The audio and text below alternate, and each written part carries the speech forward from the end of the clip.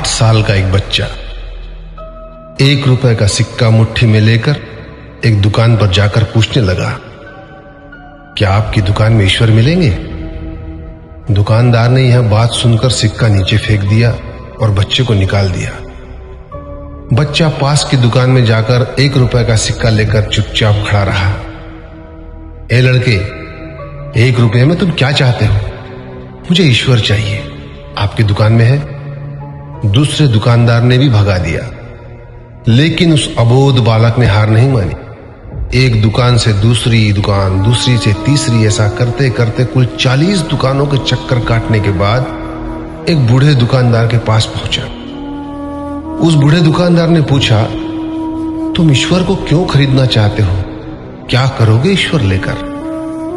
पहली बार एक दुकानदार के मुंह से यह प्रश्न सुनकर बच्चे के चेहरे पर आशा की किरणें लहराई। लगता है इसी दुकान पर ही ईश्वर मिलेंगे। बच्चे ने बड़े उत्साह से उत्तर दिया, इस दुनिया में मां के अलावा मेरा और कोई नहीं है। मेरी मां दिन भर काम करके मेरे लिए खाना लाती है। मेरी मां अब अस्पताल में है। अगर मेरी मां मर गई तो मुझे कौन खिलाएगा? डॉक्टर ने कहा है कि अब सिर्फ ईश्वर ही तुम्हारी मां को बचा सकते हैं। क्या आपकी दुकान में ईश्वर मिलेंगे? हाँ मिलेंगे। कितने पैसे हैं तुम्हारे पास? सिर्फ 1 रुपया। कोई दिक्कत नहीं है, 1 रुपए में ही ईश्वर मिल सकते हैं।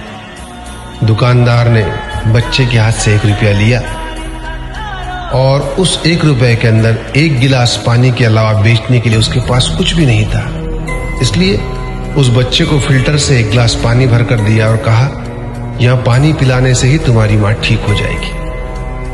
अगले दिन कुछ मेडिकल स्पेशलिस्ट उस अस्पताल में गए।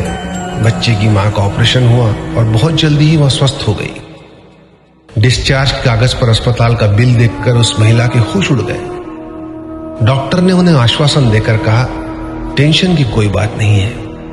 एक वृद्ध सज्जन ने आपके सारे बिल चुका दिए हैं, साथ में एक चिट्ठी भी दी है। महिला चिट्ठी खोलकर पढ़ने लगी। उसमें लिखा था, मुझे धन्यवाद देने की कोई आवश्यकता नहीं है। आपको तो स्वयं ईश्वर ने ही बचाया है। मैं तो सिर्फ एक जरिया हूं। यदि आप धन्यवाद देना ही चाहती है तो अपने अबोध बच्चे को दीजिए, जो सिर्फ 1 रुपए लेकर नासमझों की तरह ईश्वर को ढूंढने निकल पड़ा।